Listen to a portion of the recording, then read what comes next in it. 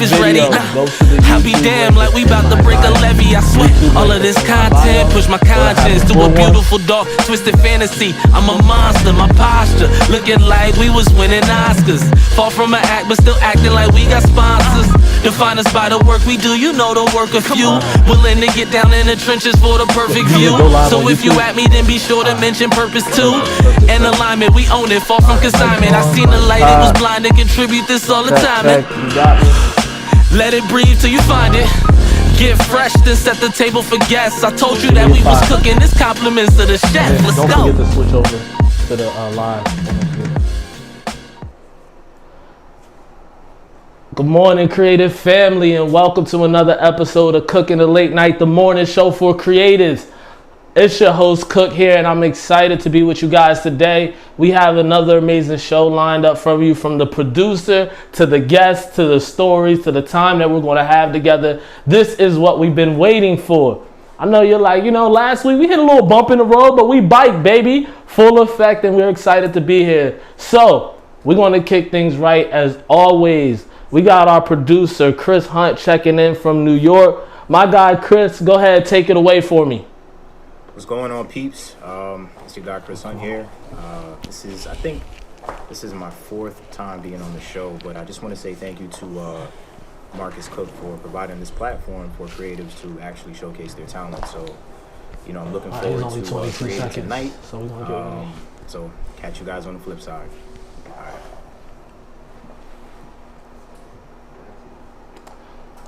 All right, look, Hunt, I'm ready, bro. Like, whatever you got cooked up, man, I know it's about to be heat, so I'm locked in. I'm excited. For y'all that's looking real surprised right now as to who popped up in this chair next to me, we got the special guest of the night, Donovan Mack. Mr. Mack, introduce yourself to the people. What's up, everybody? Thank you so much for having me, Cook. I'm Donovan, creative strategist, brand strategist, publicist.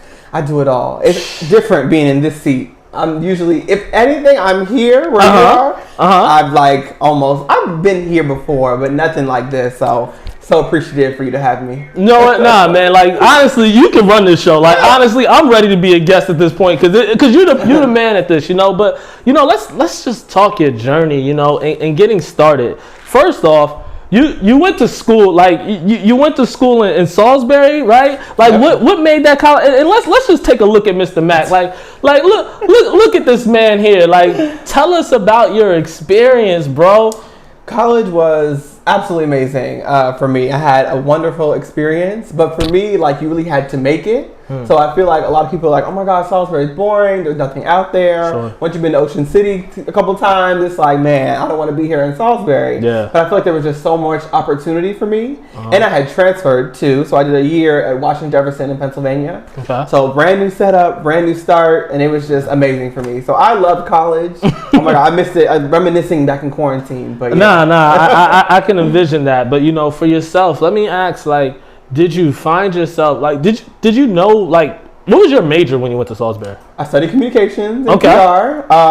Then they had journalism and PR together, so I got both experience, which is great. I tried to minor in business, but I couldn't pass economics, so we switched to English, and I had a focus in African American literature there. So that was super dope, but this has always been something, and I'm a Virgo season, it's today, and we like to plan, so I knew my major in high school. Like, wow. I was like, I'm studying communications, like, that's it. No, and was that with, like, the prospect and the hopes of, like, doing shows and hosting, or was it, like, the prospect of just, business communications and kind of working in that space? That's a great question, because it was in front of the camera at first, all those broadcast class, but, Salisbury wasn't that place for, like, broadcast journalism. Sure. I wanted to study broadcast journalism, like, my degree say that if it was there, but I definitely had some great experiences and wanted to be in front of the camera, but I just found more of an opportunity behind the scenes, and I like to be in control. Sure. To an extent, of course, but one of the big stories that come to mind is Roland Martin was talking about how one time his class had gone to a television studio, right? Mm-hmm. Everyone's rushing over to talk to the newscaster and what they do. And, people don't have a lot of control on what they say when you're in front of the camera at the desk, with News 4, Fox 5, whatever. Sure. So he was like, when he was little, who's the person that controls behind, like what he says, basically where's behind the scenes, and they pointed to the control room, and he was like, that's where I'm gonna be, because producer, showrunner, teleprompter, you know, all the people are back there, so that really sparks, like, behind the scenes is where it's at, low key. Sure. I have a saying, you know, everyone cool works behind the scenes, and that's what gets it done. So, not saying if you're in front of the camera. No, I'm not cool. It's cool. There's a whole. It's cool. There is a whole production that Cook has done. So he is. I've worked with Cook behind the scenes, so he knows what I'm talking about. Nah, I mean, the cool kids are coming to the front of the room finally. You know, that's all it is. It's but you know, absolutely, and you know, one thing even, I mean, your Salisbury experience is kind of a run, 'cause, like, literally. Yeah. You were in track and field in addition to all of this, you know. Talk about just that mindset, being an athlete and kind of kicking off into entrepreneurship once you left college. Like, how did that kind of play into just your moves and where are you originally from? I'm from DC. You know, I've lived in DC, then Montgomery County, then Prince George's County. So I've kind of been, you know. Oh, you rep all the hoods. Exactly. So you're from Baltimore, but no, it's okay. I love people from Baltimore. Trust me. Shout out to our Baltimore audience tuned in on the back.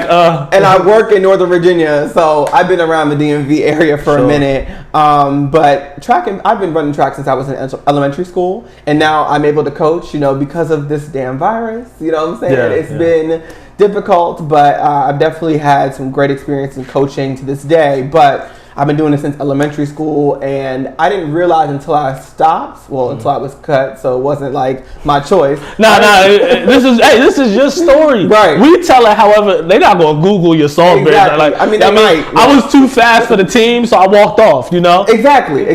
So I didn't realize how much it had done for me in my hustle. You know what I'm saying? Once I graduated, or once I kind of stepped off of the track, like, it really is my foundation. Yeah. And I tell anybody that, like, and I'm telling you this now because I'm not running, but in a workout, all track athletes hate it because it hurts so much. But afterwards, even the mental part of it, like, it gives you so much, like, opportunity to kind of take vast amounts, because 3-hour practices, your head is going to be clear. So, ain't no more anxiety. Right. Like, you're too tired to even feel anything at that moment. So, like, got a good headspace to kind of be creative then. So, it was really helpful what track and field had done for me as a person in general. No, I love that, man. I love that. And so let me ask, like, once you graduated, right, what did opportunity look like in this communication space? I missed the DMV so much. Like, I didn't have a car in college, so I was walking everywhere pretty much, and I'm used to walking because DC Metro, you know what I'm saying? So I didn't get a car until after I graduated. So that's why you ran track. Exactly,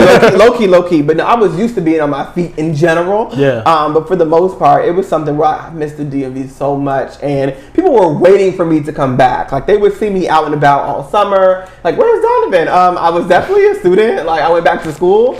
And I don't come back home on the weekends like that. Unless it's a break, then it's kind of far. Yeah. Unless there's a break, and I'm not getting on the bus, unfortunately. So no shade to the bus, but that is just not me.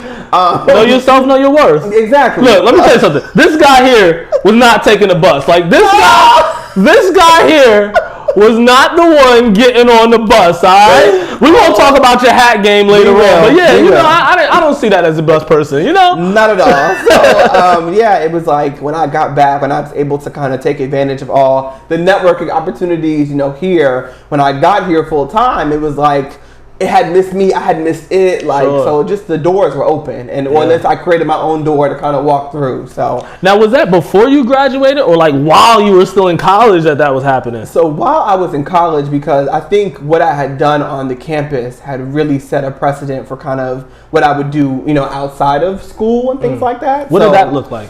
So I was in SGA, and I was director of diversity and inclusion for SGA, and that's, you know, SGA is a paid position, you know, and things like that on campus. And yes, shout out to SGA and Salisbury. Yes, absolutely. So yeah, just having positions of power at school. You know, I was all through journalism and PR there as well, with NAACP, with the Flyer, which is our school newspaper. Yeah. I even broadcasted, and this is my in front of the camera experience, I even broadcasted the games as far as a color commentator, you know, for those watching at home. Like, they had students, you know, actually do the games and comment on what's going on. So I did football, soccer, basketball, and swimming. And it's funny, I didn't get a chance to do track and field because there was only one home meet, and they didn't want, it's like 8 hours you got to pay me for. So they talk about it. Hey, know your worth, even if you in college. Know your worth. Exactly. But no, I love swimming because it was just like track and field. Like the lanes, individualized, the relays. So it was really interesting me doing, so just holding leadership positions and then doing the same thing. Like I got all this experience in college. Yeah. I want to take it to this internship. I want to bring it to this job. I want to bring it to these opportunities that I get a chance to not only speak on, but then use those transferable skills to kind of move forward. So that's how those look like in college. And then like putting that to pavement, like when I was in the summer, spring break, things like that, where it was like, okay, now I can finally grasp my career. You know what I mean? Not school was holding me back, but like just, man, my friends out there running their business and I'm in the classroom, which is important. But, I was like, I want to be out there too, So, No, and I mean, let's like really dive into this because, there's like a secret to you in this industry. Like, I don't know if you realize it, but there's a secret. We can talk about that secret a little later. Okay. But, like for you, like one of the first things that I've known you to be under is, you connected with the PR Alliance and the Build Your Own Brand Retreat, like year one, like squad. Absolutely. And then you guys even went to year two, like talk about just the growth of one, finding yourself in alignment with such a company as the PR Alliance. Let's start there. So I didn't know Keisha and Mariah from the Can of Paint. We actually were once we got chances to sit down, we were very connected. We knew the same people, which was crazy as far as, just networking and things like that. But I found this opportunity online. I applied and interviewed and all that, showcased, the stuff that I was learning in school and things like that. And next thing you know, I had the internship. The first part of me meeting them was at BYOB. So that was our first assignment pretty much. Was at that conference, and it was funny because it was like, well, when you get here, the internship starts. You know what I'm saying? And that was not, let's have the conference call. Let's get started. We have this big event we're going to do with over 1,000 people. Yvonne Orji is coming. Like we need you there. Exactly. Be there or be square. Exactly. So we were, and actually Drew, the founder, of course, had spoken at Salisbury back in like February of that year. And one of my very good mentors went to high school with him. Gotcha. So then connected, some students from Salisbury and myself were already going. I had this internship, so alignment was huge. You know what I'm saying? And then everything was in alliance. So in starting at the PR Alliance, that was our first kind of job assignment, whatever. And then from there, we had a very, very, very, great time during that internship, doing events, handling clients and things like that. So I am so appreciative of those two because I feel like you get out what you put in, but at the same time, Keisha and Mariah were willing to show me the way. You know what I mean? And it's like, some people could be like, oh yeah, you do that work and then, you kind of fend on your own path and things like that. But they were really willing to kind of give me the tools that I needed to, succeed. So love them very much. Yeah, and let me tell you, and shout outs to Keisha and Mariah, the PR Alliance. Keisha's on episode of Cooking Late Night if you want to go through the archive. Mariah, pending an exception of the invitation. Catch me in the streets. Mariah's coming. But no, they absolutely take the time to, work with their interns. And honestly, they are very meticulous as to who gets to be an intern. Absolutely. Like, so to find yourself in that qualified space, your first assignment is a conference over 1,000 people. How do you go forward from there? Like, how do you say that and say, you know what? Okay, this is cool, but there's more I can bring to the table. So at Salisbury, like the amount of opportunity that was there, like I said, was vast, and just the opportunity to create events, like I was getting my feet wet in that space, and not only with the club meetings once a week, but with the big events, I had a whole budget with SGA. So it was like running those events and doing those types of things, that was those transferable skills that I was like, you know what, this is what I'm going to apply to doing this. I know how to run an event. I know what's supposed to be done. I've actually been to a few conferences and run a few events when I was in school. So it was something where it was like almost second nature to me to kind of take on like okay, this conference is a little bit different, obviously, than what I've been to before, but, we're going to utilize the same tools, and if there's something wrong, I'm going to ask. If there's a problem, we're going to work it out, but we really, took on, like, a whole bunch, and I have to give it again to Keisha and Mariah, because that path, man, like, of course, you come with your own tool belt, but, like, them pushing on the pavement, like, if they didn't do that, you know what I'm saying, like, I could have been, like, a little bit more lost, so I think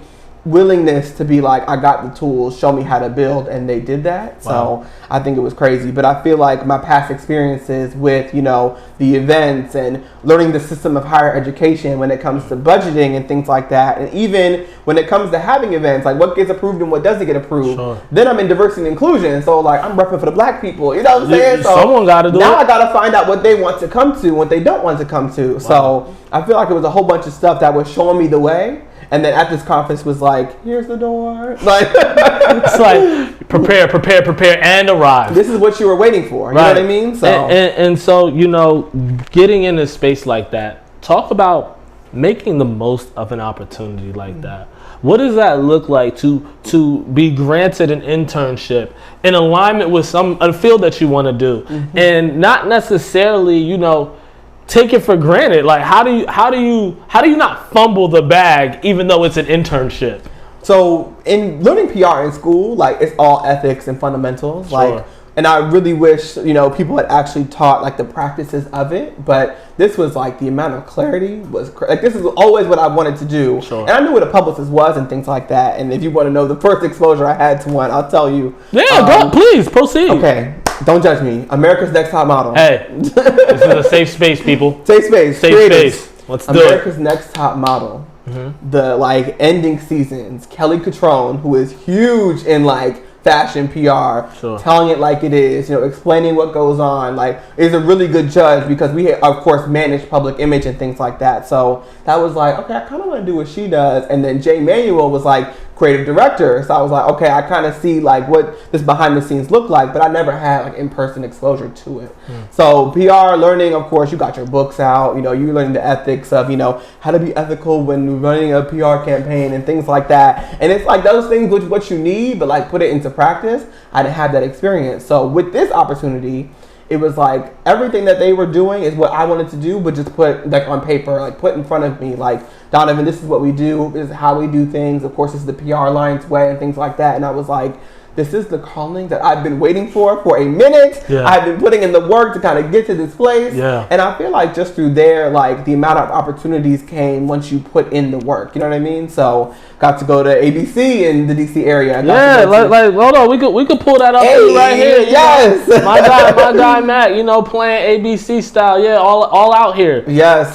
So you were able to do that. Like what was that assignment, or how did that get like that? That was with Keisha and Mariah as well. Okay. Shout out to Tula. She, of course, is Miss Louisiana 2018, United States, and she had, an friend interview. of the show. Love her. She had an interview on Let's Talk Live, and it was like, we got to, of course, be her publicist there at the interview. Sure. So, I was offered, Donovan, you want to come? And I was like, absolutely. So, there. Yeah, hello. So we went there. It was in Virginia. I didn't have a car, child, at that time. So it was like, you gotta get there. So I got there. I think I hit the Uber, for referral. But I think it was the Metro. Okay. I think it was the Metro. That's a better choice. My Uber's grandmother expensive. worked for the Metro, so I don't have her free. She got free for life, and she will not give me her card. That's another story. So hold on, wait, Grandma. Hey, Grandma. I'm a great grandson. If ever you need like a grandson to give a card to for the Metro, like all I take is 2 swipes. I don't even need much. Free for life. And she wouldn't give it to me. But that's cold-blooded. I'm like 6th in line though, so right. Yeah. Anyway, so everybody get it like a quarter of the year, and we didn't even do that. So yeah, now that I have my car, I don't need that anymore. Now she's gonna offer it. Exactly. So yeah, anyway, it was in Virginia, like right outside of DC. But of course, going there I was in Montgomery County at the time. That was far as I don't know what. So it was a really good opportunity because like I had been to like nothing like ABC, you know what I mean? Like I had been to, the school's television station and how kind of cameras work and things like that, but nothing like that. And it was really good to just kind of see everything, but then be able to provide small bits and pieces of like, oh, let's make sure this on the interview and things like that. So like I said, they laid out the path, and I was able to walk it, which I super, super appreciate. But yeah, no, that was amazing. And she was on the show, got to take a few pictures, was out of there. And listen, that was absolutely amazing as far as just being able to kind of be around in the city, but also take advantage of that opportunity. Nah, man. And that's, again, taking advantage of that opportunity means a lot of things, and it doesn't necessarily mean taking advantage of someone. Exactly. It's making the most of the moment that you're given. Exactly. And, as I alluded to, like you constantly done, like fast forward, year 2, BYOB in Miami, we lit. It's a lot of things happening. First person I see, as soon as I check in, the Mac. And I mean, just in that moment, like I think I was with Ryan Kelly at the time, and she actually knew you at least, where it was pleasantries and saying, "No, who's this guy? Cool, he's a cool guy." But still, even while performing your duties and making sure, because this maybe goes to the event strategist a bit more, while making sure you're executing that, you're still networking with people there, like. What is networking like for you? Like, describe the intentions behind it, or how you go about networking. The balance is crazy, right? Because you're working an event, so you can't be like, "Oh my God, I'd love to connect." You know what I mean? You can be like that, but you have to have a balance of what goes on, right? So in just being open to meet new people, I think that's part of it. Because like sometimes you can get really caught up in being behind the scenes that you're just like, any attendee that wants to talk to me, like leave me alone. You know what I mean? 100%. So I feel like it's a huge balance because you have to not only present a public image of everything is, peaches and cream, what I mean, as far as the event's going great. Like behind the scenes, everything is perfect, and it's like, of course, things happen, but you kind of have to present the image. Of course, I'm working with the team, making sure everything's getting done, making sure the image, making sure myself is in check, you know what I mean? And then actually have to put myself out there to network. So I feel like it's a balance, depending on what's going on. So like I said, at check-in, shake your hand, what's up, what's your name, how you doing, let's get connected. If it goes from there, then we'll take the energy there, but I got the line. So it's like, we'll connect later. Let me get your Instagram, let me get your number, we cool, but you see this line right here, right? Right. So, I'm not ignoring you as a person, but there's a whole group of people that I gotta attend to. And you saw how Ryan connected us after, was like, "Hey, I want you to be here." And we had already met like at the table, but had a longer conversation later. Then those that know you, I want to introduce you to XYZ. I want to introduce you to this person, that person. It gets easier, you know what I mean, when it comes to networking. But listen, it's a quick switch. And if Keisha Mariah didn't teach me anything, the switch up is real. Like, talk about it. They go from your homegirl to like your business partner. I had to learn that. Like homeboy, I'm cool with that. But then when it comes to my business and my baby, what I'm here to do to actually work, the switch up is like out of this world. It's gotta be. Absolutely. Because you can't find yourself, one, you can't find yourself just singular thoughts. There's words for it. I know words. You can't have tunnel vision. You can't. Not in those situations. So to be able to have such a switch up and to be able to execute, it is almost mandatory to do that now. And it's something that we see often. We talk about, when people go to work, how they have that work voice, that work tone, that identity. It's something that we've developed. But if you can apply that in just strategic manners, going back to the strategic guy that you are, it's easy to take advantage of and to execute to the way that you do it. And, one thing that I really want to just kind of highlight and even just kind of pick your brain with is, because you did an amazing job after the conference of, I posted something in my stories requesting publicists and, what that looks like, and taking advantage of the DMs. What does jumping in the DMs look like in the appropriate manner? Like, how do you go about that? Well, a lot of people say you have to come with some value, right? So, people have valuable stuff, but it can't be or put off like, I just want to get from you what I got, what you can give, and then leave, right? Sure. So I feel like you really have to put a place where it's like, not only am I here to help, but like I want to collaborate. Sure. But I'm very keen, if it doesn't work or if it's not a good fit, then like we can stay connected, but maybe not working together going forward. Now the other person may not get that hint at that time, but you just kind of showcase that a little bit. Like, I don't think it's a good fit, but I love to stay connected with you. So we posted that, and I hit you up, and I was like, I remember him, meeting him very briefly, and then not getting a chance to actually like speak and like kind of break bread at the conference. So I was like, look, he in DC, I'm in DC, let me hit him up. The next day, I feel like we were at Eaton Hotel. Eaton, I don't know why I picked such a while. I mean, it was a good time in DC. I missed the eating life. That's my type of place. I missed the eating life, you know. So that and that just formed again, just that follow up, that consistency. Because I mean, at the time, like I said, I don't even, and I was looking for PR, and I didn't need it. I needed marketing, and we could talk about. In fact, no, talk about it. Like, tell me, like, how do people know what they need in this field? So, okay, you have to put it out to the market first. So I kind of break it down into terms that people understand. When you have a product, you know what I mean, and you want to get maybe press for it, right? You got to see how the audience is feeling it or not first. Sure. So that means you need to bring it to market so that you're able to kind of test and see what's going on. Mm-hmm. From there, you know, you really want to, of course, showcase your story and kind of how you built up within the public relations. But part of it is creating a public relationship with your audience, and you do that through marketing. Now, how we do PR is that now the public becomes the media, because we want to use the media's audience, which of course reaches the public, right? Wow. So what we're doing is, okay, let's market, let's put it over here, let's run some ads, let's get some, you know, feedback organically as far as like, I'm posting this on social, what do y'all think? Who's vibing? Who's not vibing? Would you buy it? Would you not buy it? Right. You know what I mean? So from there, once you kind of get that feeling, that audience, and you kind of see like, okay, my product is super dope. Sure. Then it's like, we showcase the story, we talk about how to build your public image,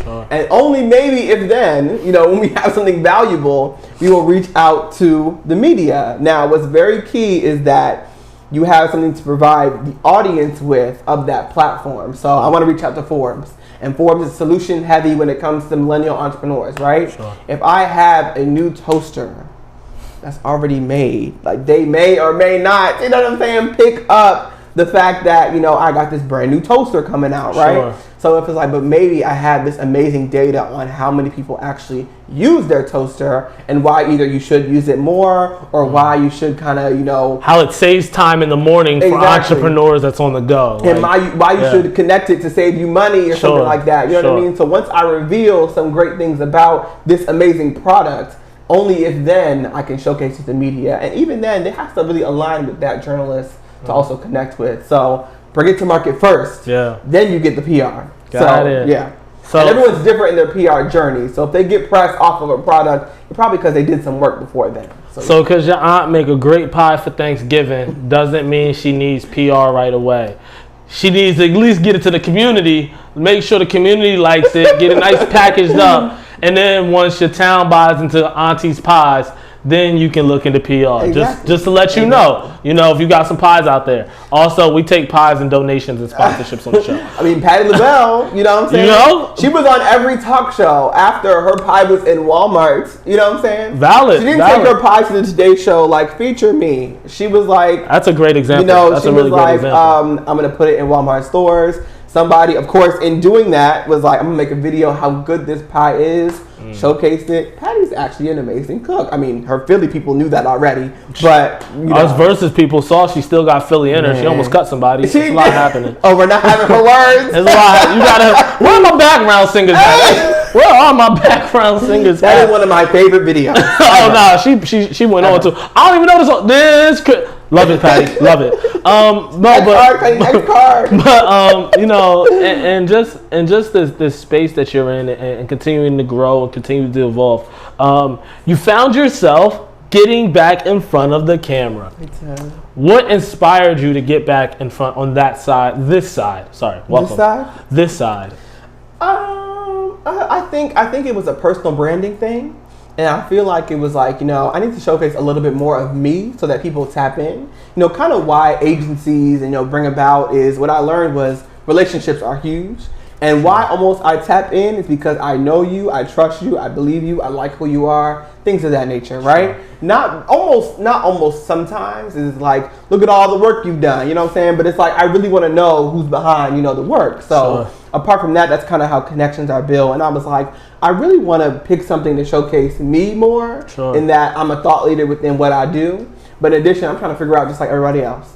So we can take that journey together as far as I'm going to help you get press. We're going to have these creative discussions, of course, strategy-wise, how you can move forward and just help each other kind of on the way. So that's when I kind of find myself, in front of the camera doing stuff. Again, And I'll reference your more recent, Yes. platform right now, just so we can promote it. Strategies for the culture. Yes. Before this device passes on us. But this is like where we are now and currently with this product. But like, the one thing I loved about your journey, bro, is you've been willing to pivot. You've been willing to evolve. Mm-hmm. You started off. You had Access My Energy. You had these different platforms, but you still produce the content. Absolutely. Talked about publicly being fluid in your content creating, because that's a really big thing that I love about what you've built. Thank you, bro. It is something that I found that you can't stay stagnant. You know what I mean? Mm-hmm. And for me, I always kind of make sure my brand was like, who I am, I'm bringing the energy, but like it's always a little bit of unexpectedness within there. Sure. So what I try to do is I don't try to be unexpected, but I try to do is just push myself to be even more creative when it comes to the next content. So I was like, I wasn't expecting that from Donovan, but I like it, you know what I mean? Sure. And then I can still test, how my audiences feel, or how my followers, or how my friends, because that's who they are, how they're feeling what I'm doing, because I'm just like, I really got to push myself outside the limit. When I continue to kind of build what I'm doing, I'm like, it's not going to stay all the way stagnant. It's going to be consistent, but it's going to be something different each time. So that's kind of how I push myself. But I feel like even working, with either Photoshop, for example, you don't want to use the fill tool all the time. You know what I mean? I want to use the background remover, or whatever. So and for those of us who not qualified in that realm, if you go on Canva and you get Canva Pro, click a button, background removal. I actually deleted my Canva subscription so that it would force me to learn Adobe more. Wow. Why'd you do that? So I took a class in college of most of the products in Adobe Creative Suite, and I was paying for the subscription. I feel like we had this conversation because I almost canceled it. And it was like, because you're in the middle of the month, you you actually owe us money. And I was like, Adobe, like, why did you do that? So I was like, okay, you know what? I had the Canva, I had the thing, and I just, of course, saw 2 subscriptions for the same thing come out at the same time in my bank account. However, I was like, I keep going to Canva as like it's a safety net. Sure. And I was like, I can't do all that I want to do on Canva. However, I'm not as well versed in Photoshop. Now, I want to be the behind the scenes guy. I want to be able to tell when creative directing, I want to be able to tell the person, use the erase tool and then the wrap tool on Photoshop over, can you go on Canva and open, no shade to Canva and people that use it, but I still use it to this day. But like, can you go on Canva and like click, search images, you know what I mean? I wanted to kind of push myself outside of the box. So Photoshop was kind of the way. Lightroom and things like editing photos and things like that. So I pushed myself. I was like, delete Canva. I'm not going to use it because the free version don't give you all you need. So I was like, listen, I got to learn Photoshop. $12.99 a month. Also, Canva, if you would like to sponsor this show, Cooking the Late Night is the morning show for creatives. I am here for you, Canva. You stand Canva. I stand for Canva. I will make sure everyone that comes on the show walks out with a membership. I'll renew my account. I mean, we run it back. But no, I love that approach because it brings up a couple things for me mentally. One is just, of course, you never want to pay for something that you don't need. It's also understanding an industry standard, right? Yeah. Photoshop is ideally an industry standard when it comes to graphics and the let me talk that talk. Like if I'm gonna call a graphic designer, I'm not gonna have him in Canva like, nah, just search template Facebook, and then Exactly. Like it's not gonna work that way. So when do you decide what skills are worth learning and what skills are just external hires that you don't even put your brain through? I don't remember who told me this, but sometimes with, signing up for online classes and finding what to do, and I'm still going through an internal battle on where I want to go to get my master's, or if I want to even get my master's. However, I feel like the investment that you make was even with going to college. You know what I mean? It's like, that experience could have gone left to an extent as far as like me not loving it or me not like basking in how I did it. That was kind of at that first school that I went to for my freshman year where it was like, this is not working. Like I'm too far away from home, number one. And number two, I don't like it here. It's too cold. So it was like both good reasons not to. Both the reasons not to go to a school, right? Like those are, petty things. But anyway, I think it was something where you got to try it out first. And then from there, you'll see what aligns and what doesn't.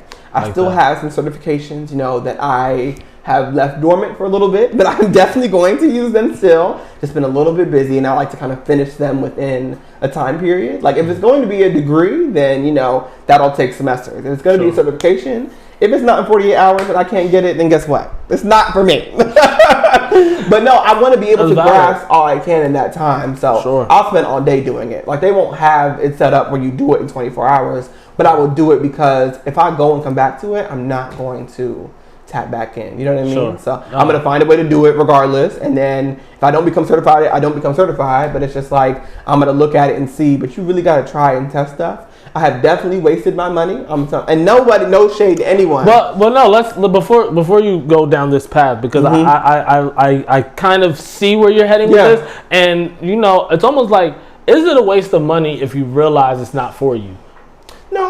No, because you found out that it wasn't for you. So you trying it, you know, you found out this wasn't for me. Like you know, and actually you probably should finish it to make sure you have a clear direction on like this wasn't for me.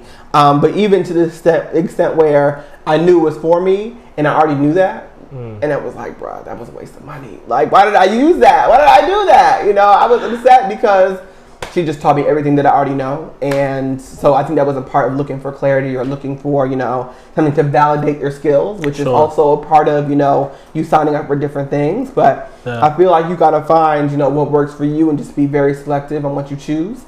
If it doesn't work out, you know, to be a little bit more careful with who you spend your money with. But if it's like, you're looking at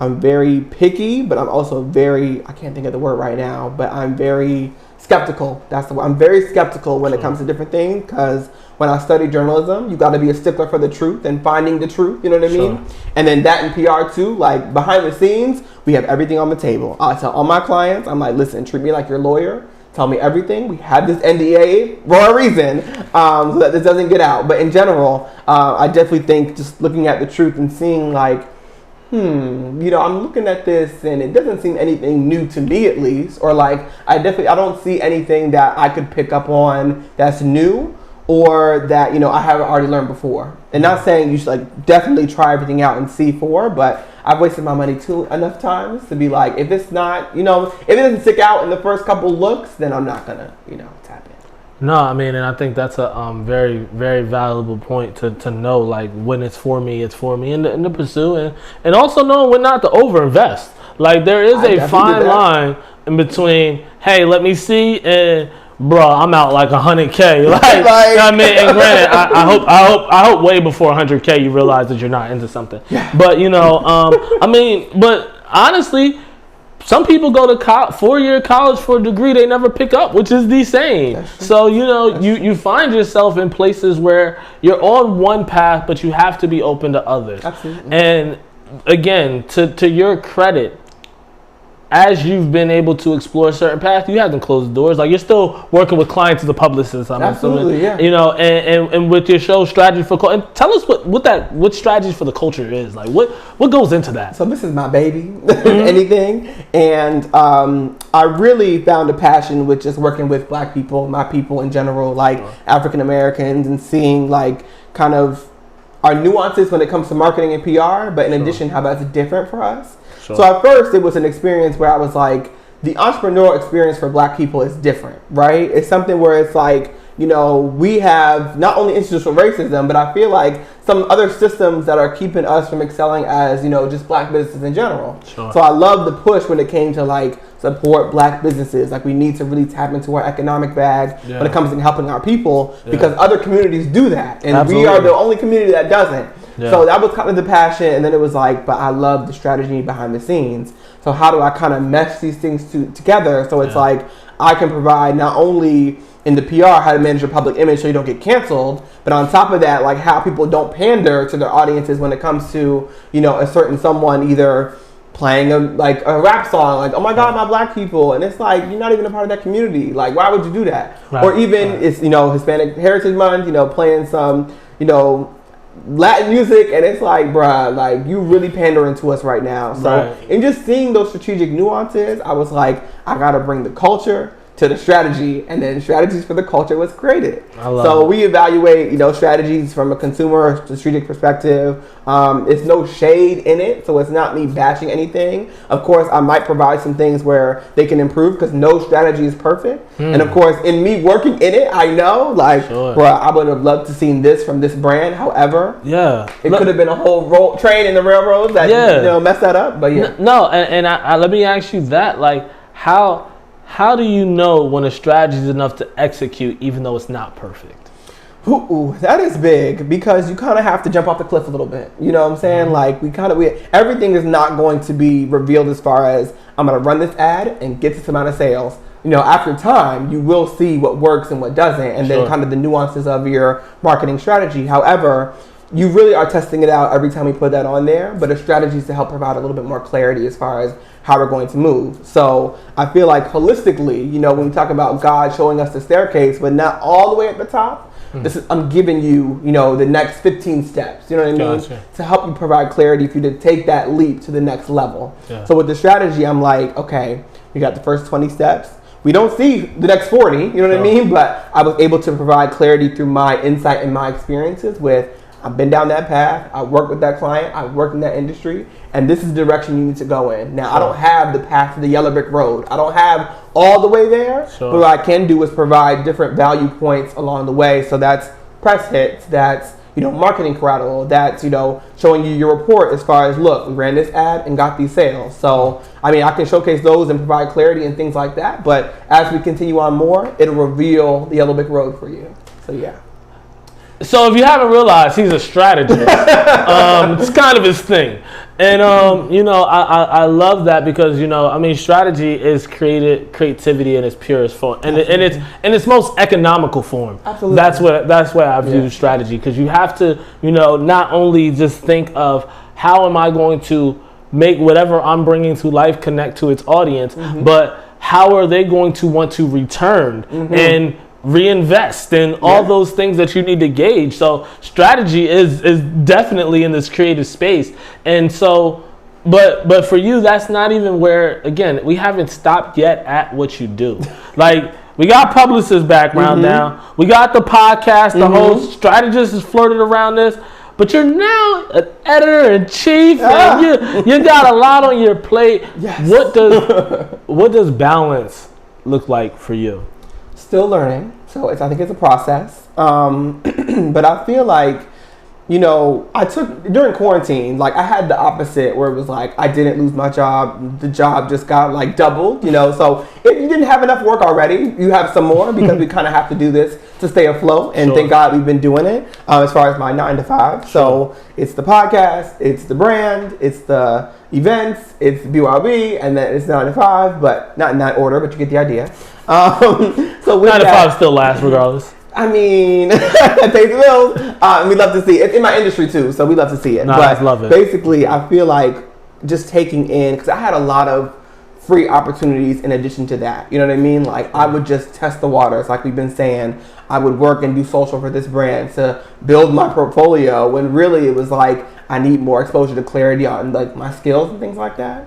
But I had to really see in quarantine that that stuff was eating at me. That stuff was, taking my skills not only for free, but mentally it was really stressing me out. So to an extent now, if it's not paying me, I'm not gonna let it stress it all the way. But of course other things, will do that. Love life and whatever. But regardless, that will stress you out, that doesn't pay me. But anyway, what I mean is with balance, you really have to take it in. It's I gotta say no. And I think right now in my process, I know what to say no to, but sometimes I'll say yes and then say no. And then it's you're still learning. So I feel like saying no is huge, still on that journey and learning, of course, how to say that 2-letter word. But it's definitely something where you really got to be skeptical in the sense of how, this is going to not only either elevate you in some type of way, but if not, it should shift me in the position that I'm already in. Sure. So that's what balance is to me. No, and I think you hit it on the head when you start off by saying it's evolving, because weight can kind of shift on one side a little more. One that balance could be how you balance your week, exactly, and it could be how you balance your day or how you balance your year. Maybe it's 3 months. I'm going ham. Right. You're going to catch me on every show, every interview, every table.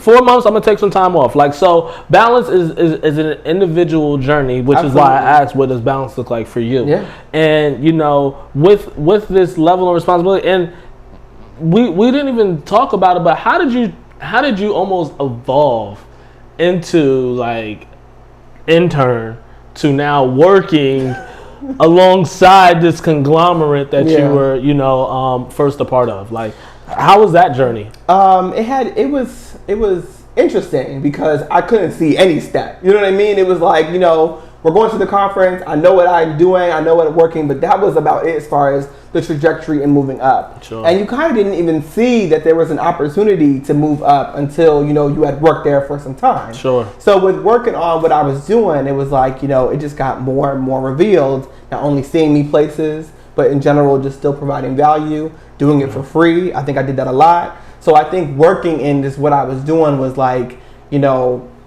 it's not no-brainer at this point. So like I'm looking at it like, okay, I've been here. Not only have I been loyal, but I've put my all into it. And I feel like that's how you're going to get either promoted to a certain point, because those that I know that work with me in my 9 to 5, like when I call them at 8 p.m. and they're still working and I'm still working, that's why they're in that senior level, C-suite level position, is because they took it beyond, the 9 to 5. Sure. Not saying everyone should do that, because, that is something, balance and self-care and things like that. But you're going to have to put in, even more work than probably the person either with you or before you to move up. So it wasn't a competition to me, but I think I was just battling with myself, and that I'm going to outdo myself this time. Nah, talking stuff. Like, I mean, I see no competition. I'm joking.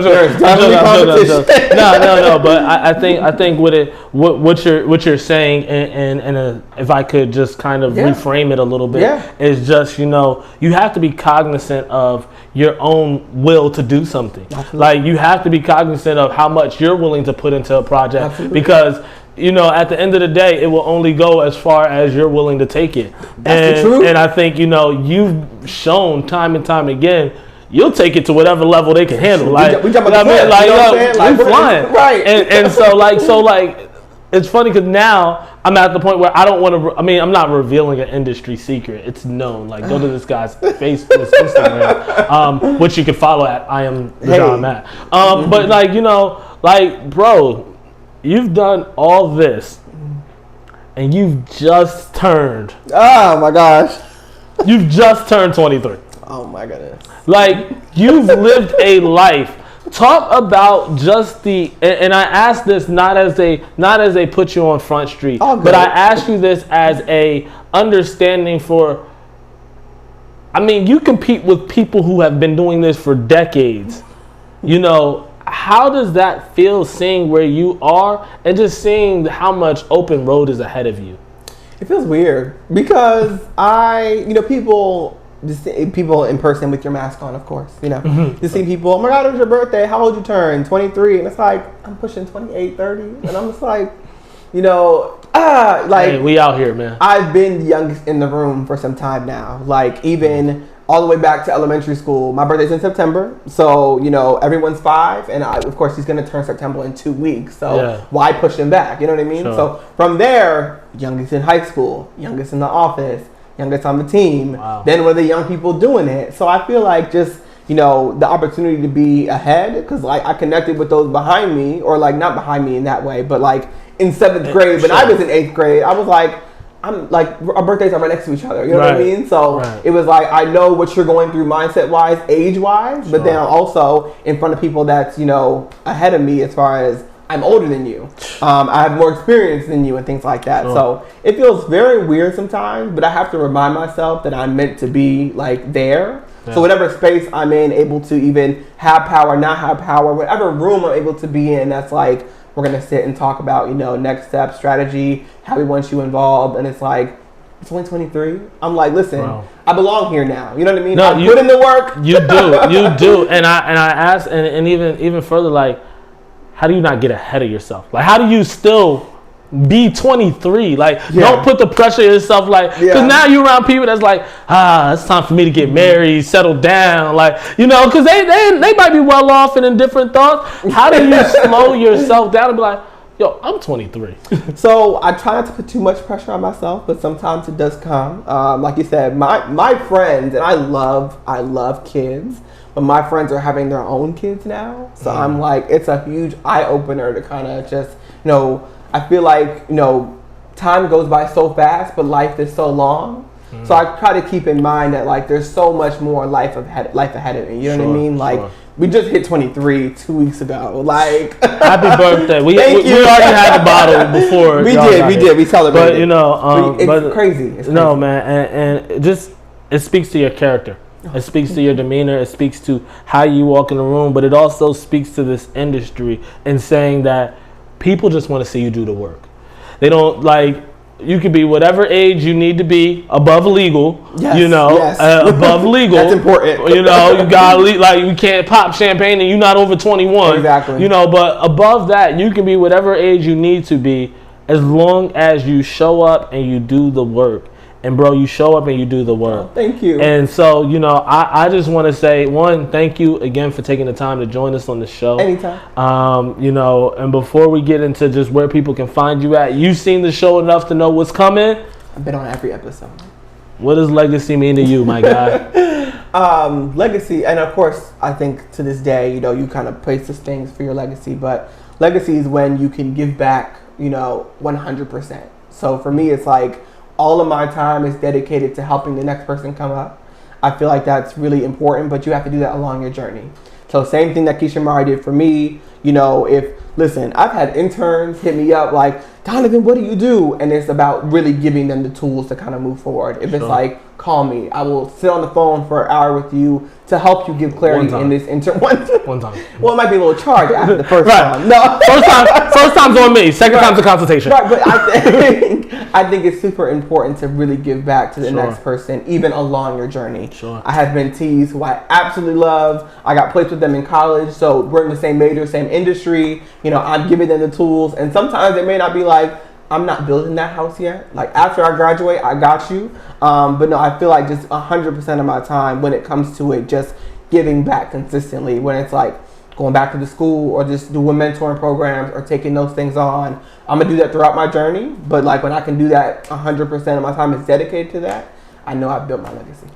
Man, I love it. Well, again, great story, great person, great individual in all that you do. Where can people follow you? How can they support you? Well, shout out to this guy. I remember when he introduced this topic to me, and it's been amazing. So 51, we are on it to 501, but we're gonna do it.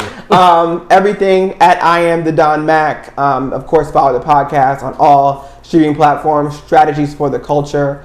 If you want to be a guest, hit me up. He's going to be on the show. So as soon as he books his time, but he's going to be on the show. But yeah, no, I think just anything, hit me up. I'm open. I'm connected.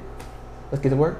Hey, look, you heard it from this man first. Again, if you're looking for strategy, if you're an upcoming strategist, publicist, or in this, but just someone in general, like just please, he's an ear. He's a great person to follow, connect with. Thank you. Find yourself in this creative space looking for someone like this.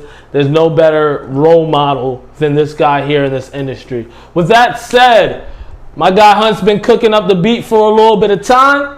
We're going to check in with Hunt and see what he has for us on the production side. Thank you, bro. All right. So we can get you off the set. I'm saying I appreciate you. That was dope, bro. Nah, hey, that was fire. That was tough. So to you guys that are watching here, we are tapping out. Thank you for joining the live. Hope you guys got to tune in on YouTube. If not, check it later. Bye.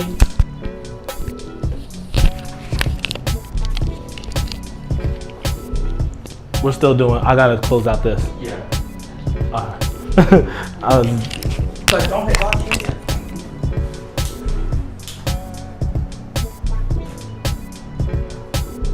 And then I'm gonna close out.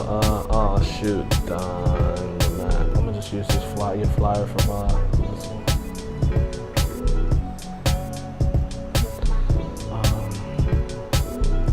one. I might hide this. I just want to see this for later. See what that look like. How we doing that?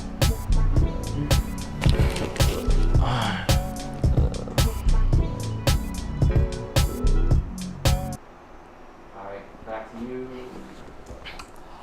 All right, look, good morning again, creatives. I hope you guys enjoyed this episode as much as me. My guy Donovan left us with so many gems. Whether you're talking about just the consistency of showing up, you're talking about the strategy, being ready so you don't got to get ready. I mean, he was doing this since college and then still brought it to this entire industry and has not took his foot off the gas yet. And it also means that you don't have to be boxed into one lane. As you see, he's a publicist, a strategist, a writer, editor-in-chief. He's the things that he needs to be for himself. So for any of my creators out there, don't get boxed in. Don't get wrapped up in when people tell you need to be yourself. Thank you to my guy Hunt. That beat was fire. I'm bopping to it still. Clearly, I'm going to play it on the car ride home. So with that said, we are going to wrap up with today's episode. Good morning to all my creators out there and stay cooking. We out.